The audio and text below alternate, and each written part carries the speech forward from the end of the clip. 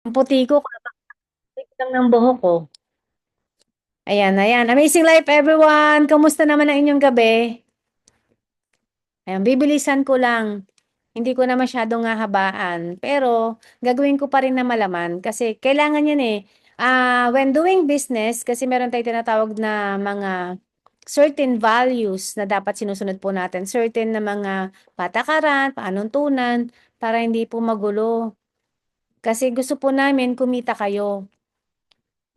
Hindi ko po kailangan ang inyong pay-in. Ang kailangan, ang gustong-gusto ko po talaga is makita ko po kayong kumikita. I don't care may pay-in ka or wala. I don't care kung marami kang benta or wala. Ang care ko lang is matuto ka, i-accept mo sa sarili mo na kailangan mo ng tulong. Gusto ko makita na unti-unti ka nagpo-progress, masaya ka sa ginagawa mo, na nakikita mo ng community is merong care sa'yo, meron sa'yong pakialam, and doing that, yung unti-unti, kahit very, very slow yung progress mo, makita ko lang na kumikita ka, kahit paunti-unti, masaya na ako. Hindi ko kailangan yung mga ano nyo, mga pay-in ninyo. Gusto ko kumita kayo, gusto ko maging happy kayo, hindi kayo malugi. Yun po. Alright, the boss mindset. What is the boss mindset nga ba? Kasi I made this training na ano siya talaga, naka, ang tawag mo doon, specifically, ito yung values ko talaga as a leader para sa grupo ko. Ayan, done updating na po. Yan, congratulations sa mga nakapag-update. Yan. When doing business, dapat meron kang integrity, dapat mapagkakatiwalaan ka. Of course, sino ba yung sasama sa'yo na tao kapag ikaw hindi ka mapagkatiwalaan, di ba? Tsaka napaka-red flag kapag ka ang tao po ay sinungaling. Napaka-red flag po kapag ka ang tao po ay sobrang, alam mo yun, masyadong, ano bang magandang i-term? Kasi ayoko rin pong may masaktan eh. Pero, syempre, kailangan po maging, ano po kayo, direct or straight to the point. Hindi din po pwede kasing masyadong malambot, masyado tayong soft, masyado tayong sensitive sa feelings ng iba. Kasi kapag ka ganun naman daw po, magiging lampa naman daw po yung ating mga members. So, yan po yung number one kong red flag talaga kapag ka sinungaling po yung tao. Ayaw ko po kasi na sinungaling. Pag meron po tayong issue, dapat pag-usapan natin pero hindi po natin dapat pinapalaki. 'Di ba? Tapusin po natin yung issue. Kung meron po mga problema, pag-usapan. Kasi masosolve lang po ang isang problema kapag ka po pinag-uusapan. Pero pag hindi po yan ina-admit ang problema, kapag hindi po yan pinag-uusapan, hindi po yan matatapos. Hindi po yan mareresolba. So integrity, ito po yung bagay na dapat meron po tayo as a business person kasi wala po talaga magtitiwala sa atin kapag nasira po yung ating integridad, yung ating pong, ayan, kasama po dyan yung pagkatao natin eh. Yan, dapat yung mga promises po natin, ano po yan, tinutupad natin. Huwag kang mangako kapag hindi mo kayang tuparin. Be transparent. Yan, alam mong masasaktan yung tao sa sasabihin mo. So medyo i-tweak mo lang konti, yung baguhin mo lang konti yung mga wordings mo, pero mas maganda na maging honest ka. Mas gusto ko na nagbibigay ng feedback, binibigyan ako ng feedback, nagbibigay ako ng feedback, kaysa naman sasabihin ko, ay, ang galing-galing mo, pero hindi naman, di ba? So paano mag-grow yung tao? Paano yung gagaling kung hindi natin sinasabi kung ano yung mga kailangan niyang baguhin, ayusin, and i-improve? Tama po ba ako? So type 1, kung gusto po ninyo yung type ay transparent. Type 2, kung gusto niyo magbobolahan na lang tayo. 'Di ba? Kapag transparent po kasi tayo, malalaman natin kasi sa mata po natin minsan hindi po natin alam na, uy, hindi na pala tama yung ginagawa ko. Uy, nakakasakit na pala ako. Uy, hindi pala ano, hindi pala maganda yung pagkaka-deliver ko. Parang napaka ano, 'di ba? Pag iba po yung pumupuna sa atin, nagiging conscious tayo and anong ginagawa natin? It's either tatanggapin mo na positive yung kanyang feedback or pakialam nito, hindi ka naman magaling, 'di ba? Or magiging ano ka, magiging defensive ka, parang ayaw mo na pinupuna ka. And hindi 'yun maganda as a person and as a aspiring leader na ayaw mong napupuna ka, ayaw mong nabibigyan ka ng feedback. Ang feedback po is kaibigan natin and act ethically. So dapat po ethical po tayo. Huwag po nating isaalang-alang po yung ating dignidad dahil lang po sa kakarampot na pera.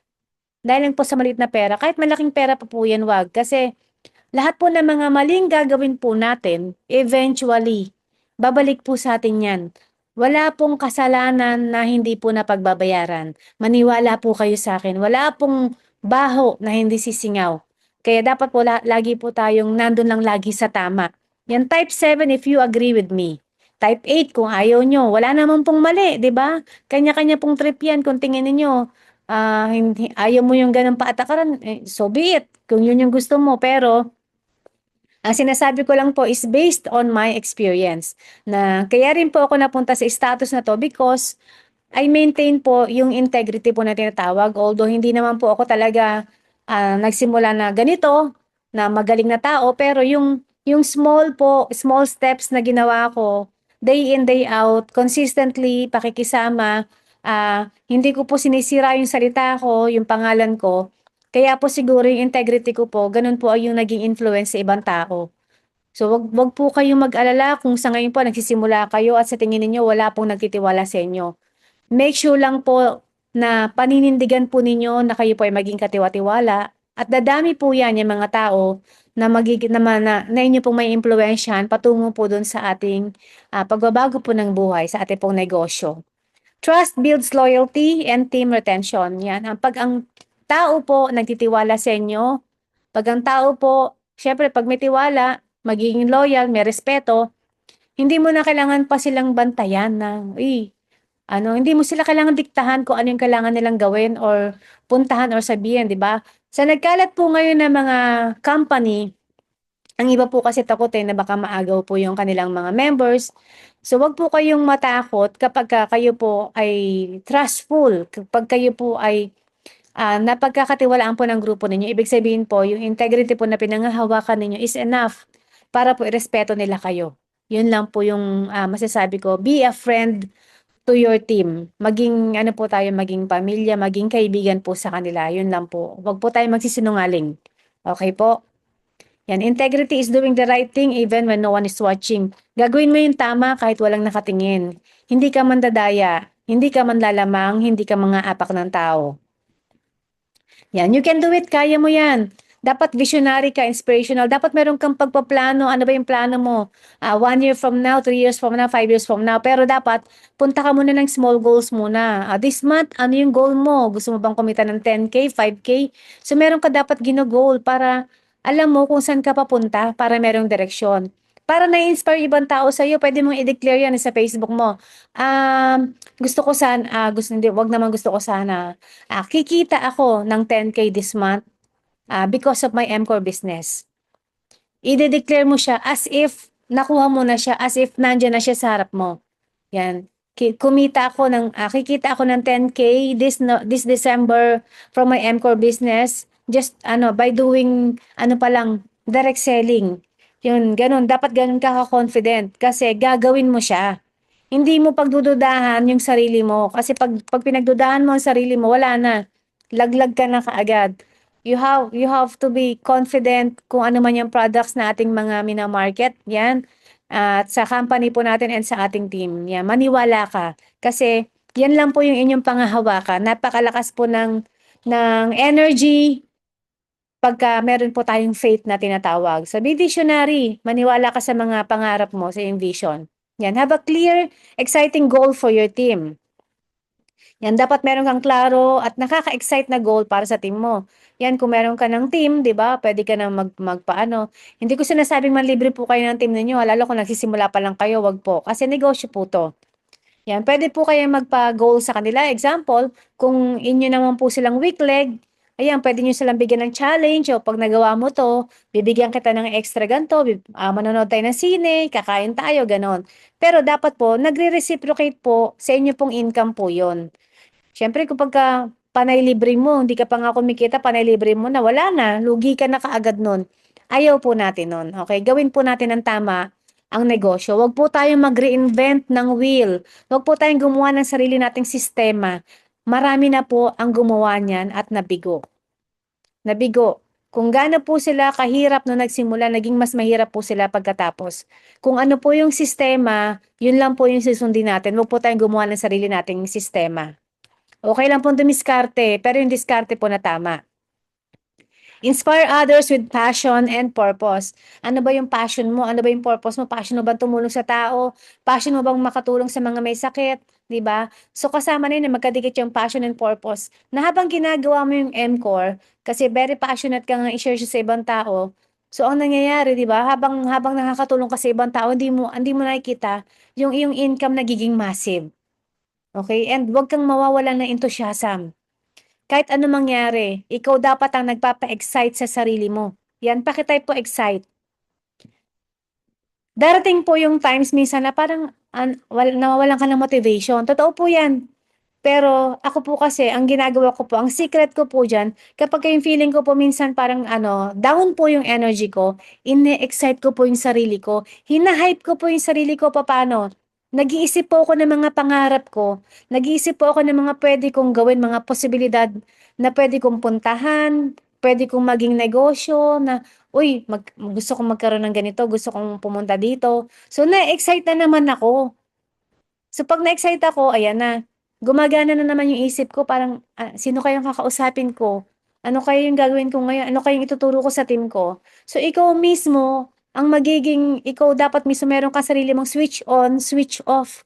Isi-switch on mo lagi yung energy mo, yung iyong passion isi-switch on mo. Ang isi-switch off mo lagi yung emotion mo na negative. Ang emotions po natin dapat po tayo nagkokontrol. Hindi po tayo dapat kinokontrol ng emosyon natin. Okey lang po makontrol tayo ng emosyon natin kung yan po ay positive. Pero kung negative na po yan, wag po tayong magpakontrol. Yan. Nakita ko kanina, sa isang post, ang sabi, sino ang may kontrol, ikaw o ang pera? Ayan, paki-type nga po. Sa buhay mo, sino ang may kontrol, ikaw o ang pera? Yan, paki-type. Yung sagot po ninyo ikaw, ako o ang pera? Sige nga, kung talagang ikaw, 'pag pupunta po kayo ng restaurant, ano po yung inyong unang tinitignan, kaliwa or kanan? Anong una niyong tinitignan, kaliwa or kanan? 'Pag pumupunta po kayo ng restaurant?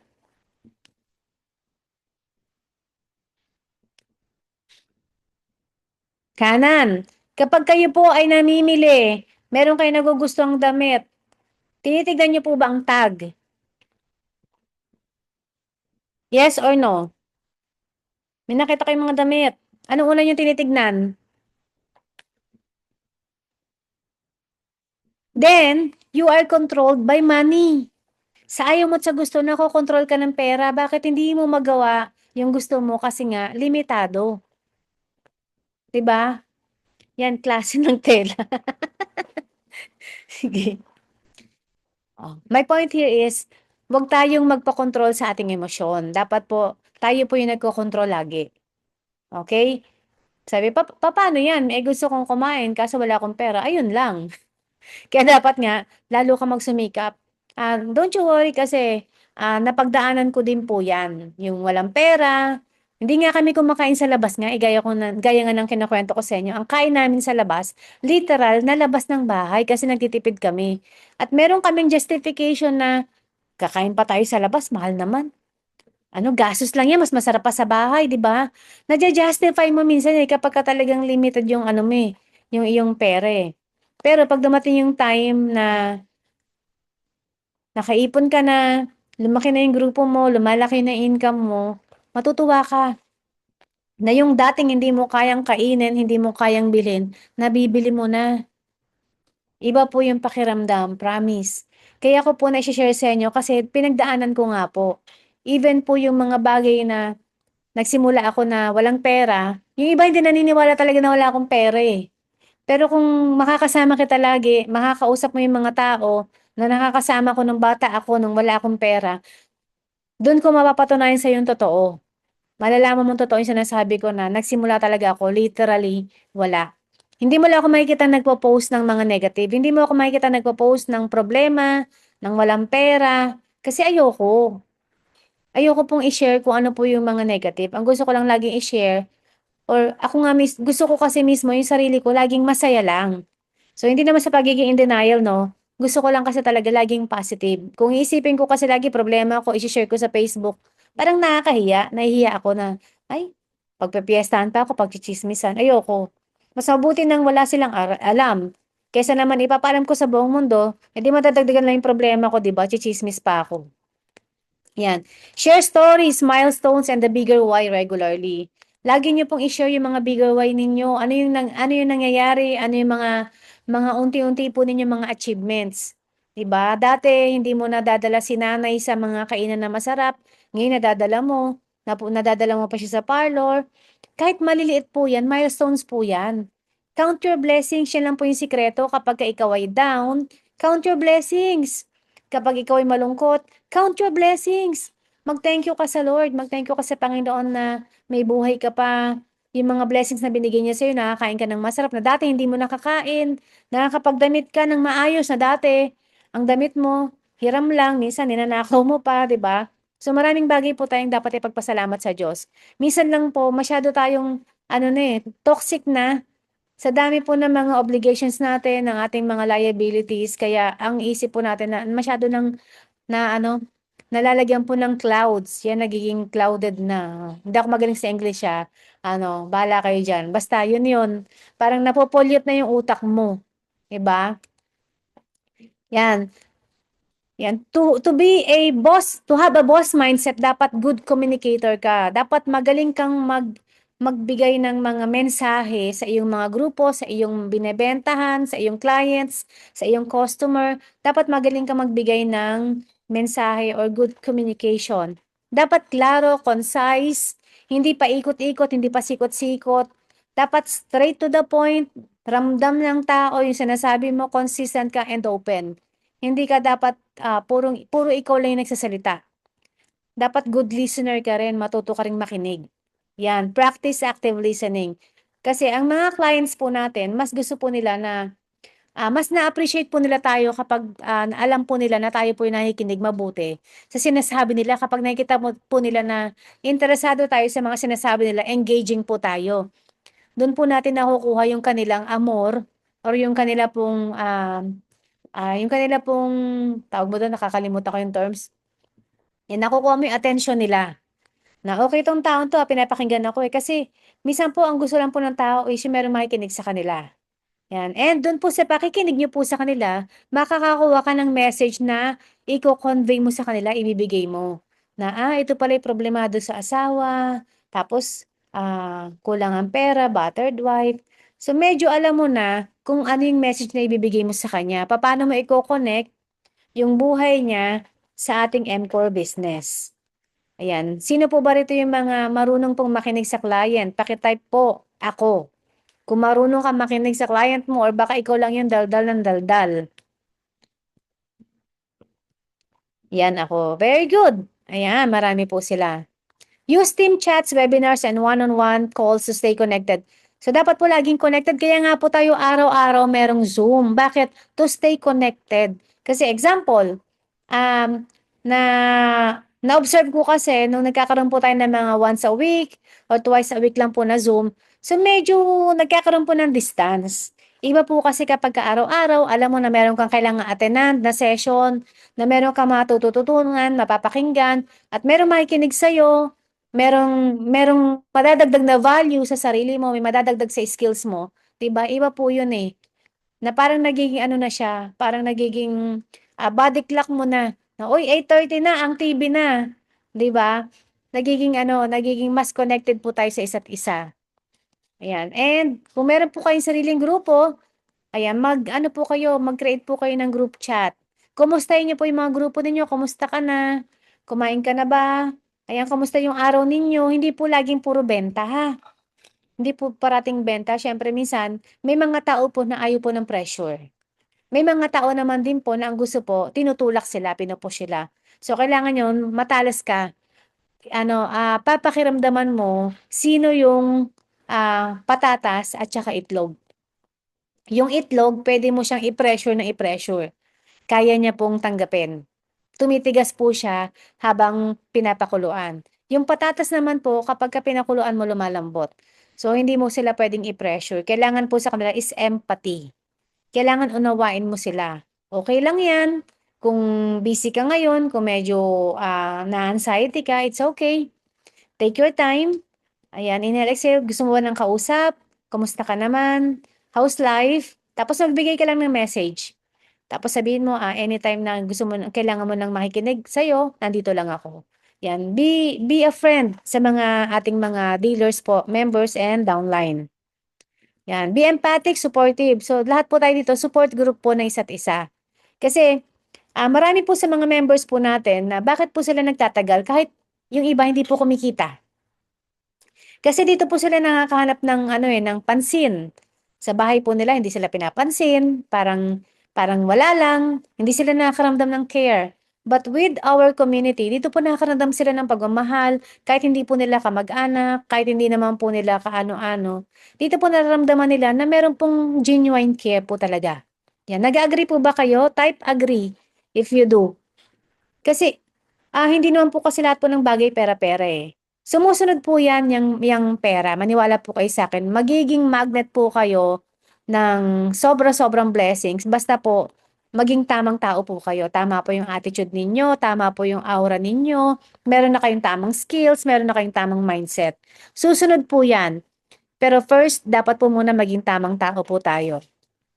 So, tumatagal po yung iba. Bakit? Kasi masaya sila dito. Lagi silang pinapansin, di ba? Uy, kumusta ka na? Gumaganda ka, tita. Uy, kumusta na, tita? Ang galing mo, nakabenta ka ng isang box. Imagine, di ba? Isang box, pero kung ating, congratulate, ganun-ganun lang. Kasi hindi naman din biro po makapagbenta ng products po talaga. So, milestone pa rin po yun. Lahat po yan papalakpakan po natin. Yan. Show genuine care for your members. Celebrate small wins, acknowledge struggles. So lahat po ng mga nararamdaman natin is valid. Nakakaramdam ka ng panghihina, ng demotivation, it is valid. Yan. Mag-inhale, exhale ka, take a deep breath. Yan, pwede ka namang umalis muna, pwede ka mag-beach, pwede kang umuwi ng province, pero bumalik ka. Oo, pamilya mo kami dito, pamilya tayo dito. Naiintindihan namin kung minsan kailangan mo mag-take ng leave, magbakasyon, okay lang 'yan. Pero know that meron kang family dito. Meron kang business, yung business mo naman, hindi mo naman kailangan pa ulit na mag-re-entry, okay? Ang kailangan lang naman is bumalik ka lang, reconnect lang. Kasi may mga kaibigan ka dito, wag mo naman kaming balewalain. 'Di ba, ate? Build a family-like culture that retains member. So lahat po ng members natin, hindi naman po porke walang benta, hindi nakakapagpa-pay-in, 'di ba? Iba na yung tingin mo, wag pong gano'n. Yan, lahat po yan, nagtiwala sa'yo. Pag nagtiwala yan sa'yo, ano mo yun, maging grateful ka. Itanim mo sa dibdib mo na meron tayong utang din, utang na loob sa kanila kasi pinagtiwalaan nila tayo. Iba po yun, pag pinagtiwalaan ka ng tao. Pero wag naman pong wala pong abusuhan, ha. Opo, wala naman pong yung mga ano bang tawag dun? Nakalimutan ko na naman yung tawag, yung parang mga 'di ba merong mga sister card, merong mga face card, yung wala namang gano'n na gagamitin mo yung, "Uy, 'di ba pinagtiwalaan kita? Nagbayad ako sa'yo, naging downline mo ako, tapos ginaganyan mo ako. Uy, 'di ba dapat pinagsisilbihan mo ako?" Walang gano'n, walang abusuhan. So, it's a give and take relationship po dapat. Yan, as a leader, hindi po natin trabaho na baybihin po. Spoon feed po yung ating mga members. Bakit? Kasi kapag in-spoon feed mo yung members, ikaw lahat ang gumawa. Tapos parang tipong lahat okay. Di ba ano mangyayari? Magiging lampa po yan. Ang leader po, hindi po tayo provider. Hindi po tayo yung lahat gagastos. Kasi lahat po tayo magiging upline. Lahat po tayo magiging leader. And you are not provider for your downline. Kayo po ay nagpo-provide ng community chat support at saka ng mentorship. Yan po yung ipoprovide natin sa ating mga nagiging business partners. Hindi po monetary. We provide community chat support, mentorship para po sila ay gumaling. Para po matutunan po nila yung ating business to have valuable information. Yan, kapag po kasi binaby natin yan, 'di ba? Alis tayo. Tapos lagi mo pang tinitreat, mag-a-outing. Imagine, ang pinay-in sa'yo, ang kinita mo lang sa kanya, kung may pairing 2,500. Tapos direct referral 1,000. Tapos tinitreat mo sa beach. Tapos ang beach, ang bayad 6,000, 5,000. Lugi ka na kaagad. Nagnegosyo ka pa. Hindi po gano'n ang pagnenegosyo, ha. Hindi po natin sila kailangan ligawan or suyuin. If alam po nila yung value ng bagay na binibigay po natin sa kanila, yung oras natin, yung mga learnings, hindi po natin sila kailangan pang suyuin po ng mga kahit ano po monetary, hindi po kailangan na mag-utuan. Okey, kasi yung binibigay pa lang po nating oras sa kanila is napakahalaga na. 'Pag tayo po, lahat po ng bagay pino-provide lang po natin sa kanila at hindi po sila natututo, magiging lampa po sila at magiging linta.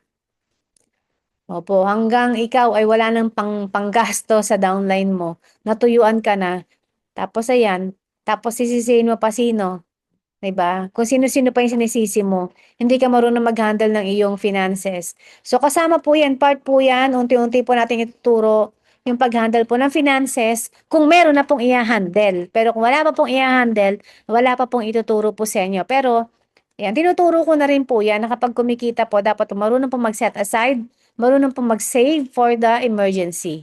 'Yan, dapat meron tayo laging emergency funds. Yan, you have to be a servant leader.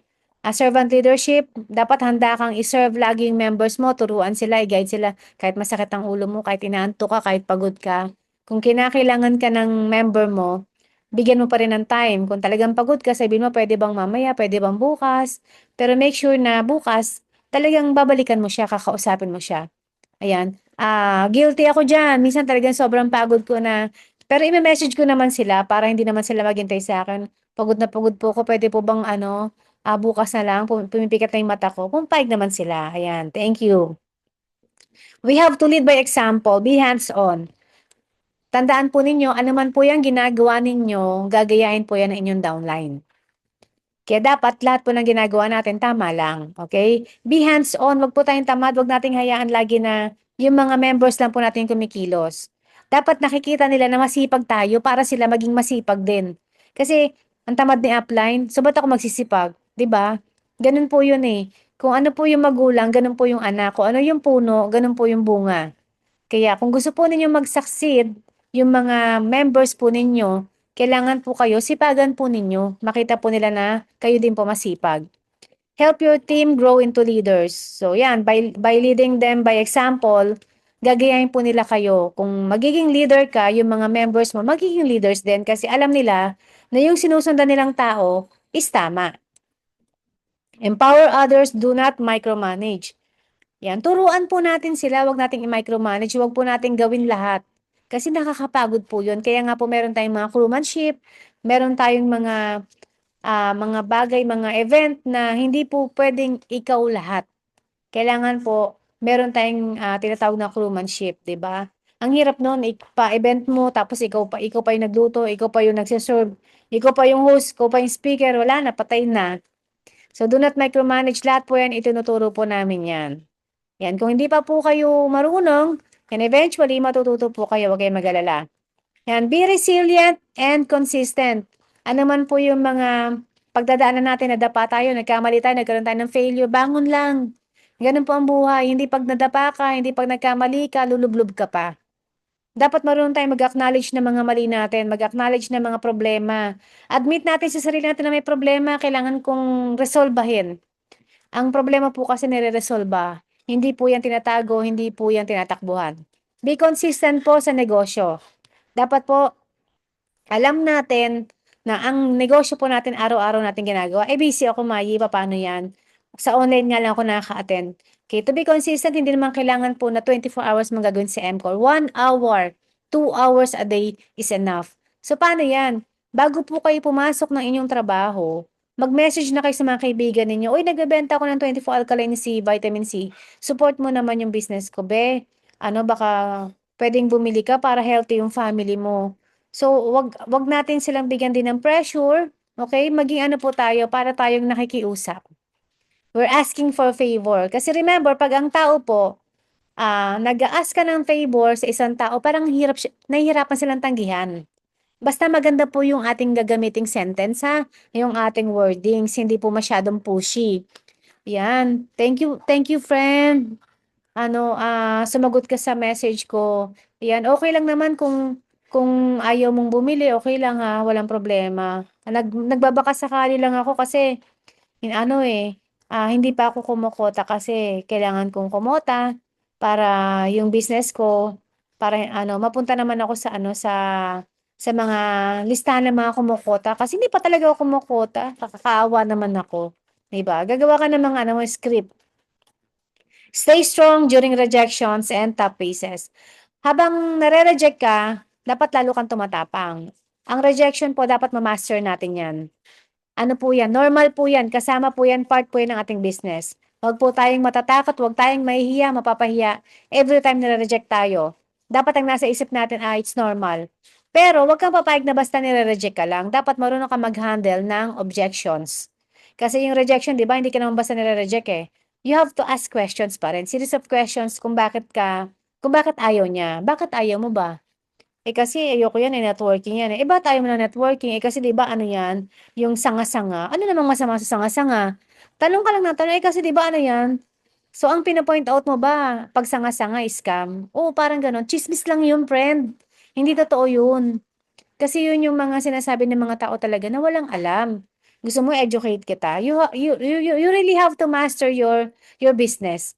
Especially yung answering ng objections. Nandiyan pa ba kayo? Type objections kung nandiyan pa kayo.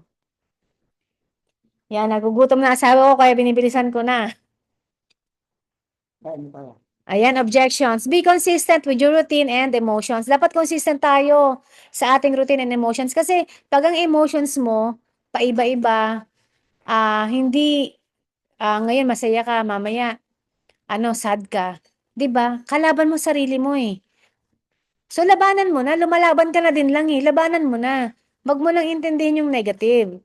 Dapat ang iniisip mo lang lagi, ang alam ng team ko, ganito ako, masaya ako, strong ko. Dapat panindigan mo na. Kalimutan mo na yung isa.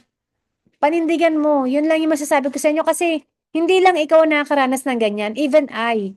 Nakakaranas ako ng ganyan pero nire-reject ko. Dapat diyan ka magaling na rejection. I-reject mo yung emotions mong negative. Hindi yan makakatulong sa'yo. Kung nakakayaman yan, okay lang yakapin mo. Pero hindi yan nakakayaman kaya i-reject mo. Yan pakitype po, reject. Your team mirrors your habit. Ano man yung habit mo, gagayahin niya ng team mo. Tandaan mo yan. Kaya make sure na kung ano man yung habit mo is productive. Dapat proactive ka. Hindi na nakikita na petiks-petiks ka lang. Pero, yan, may pero no? Pero syempre, alam niyo na, kapag kayong tao po kumikita, talaga pong doon ka rin papunta eh. Pero sa ngayon, 'di ba, kung nakikita mo yung upline mo na, uy, ang upline ko nasa massage. Uy, ang upline ko nasa ibang bansa. Yun ang goal. Mangyari din sa'yo yun. Pero hindi mo pa pwedeng gawin yun kapag wala ka pang team. Hindi mo pa pwedeng gawin yun kapag hindi ka pa talaga kumikita. Okay? Yun ang goal. Doon ka papunta. Yan, be adaptable and yan, have an empty cup. And embrace change and tech tools. Kailangan marunong tayong mag-update, mag-upgrade po ng ating skills. Yan, stay updated through books, seminars, and mentors. Keep your team future ready. Dapat yung mga team natin, lagi po silang updated. And, ikaw naman, as a member, dapat, ikaw, lagi kang updated. Lagi ka dapat connected. Pag mo isisi sa upline mo, ay, hindi naman kasi sinabi ni upline na ganyan eh, may ganyan eh. Kasi hindi ka uma-attend ng trainings. Tandaan mo, hindi lang ikaw yung member. Siyempre marami rin po. Kaya dapat kung ayaw mong mapag-iwanan ka, ayaw mong meron kang maiwanan or malus or makaligtaan na mga ganap, dapat ikaw ay laging naka-connect. Umattend ka lagi ng trainings. Great leaders build trust, inspire action, and duplicate success. Ang mga great leaders daw po, nagbibuild po ng trust. Yan, nag-ano po siya, nag-create po siya ng relationship sa mga members niya, sa kanya mga clients, customers. Kasi yan po talaga yung kailangan natin. Yan po yung foundation ng ating business, trust. Yan, relationship.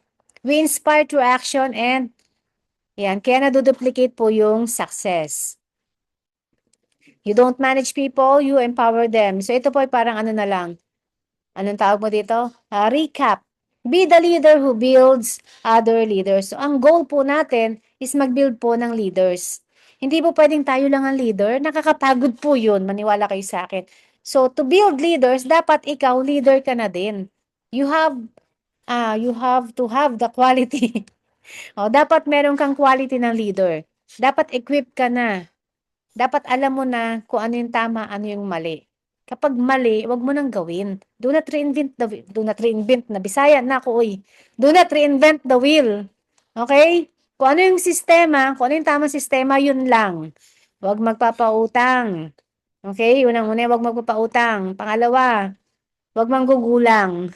Okay, pangatlo, huwag gagawa po ng mga kalokohan. Yun. Ayan. Tapusin ko na po yung aking Zoom with this. Ayan, tapos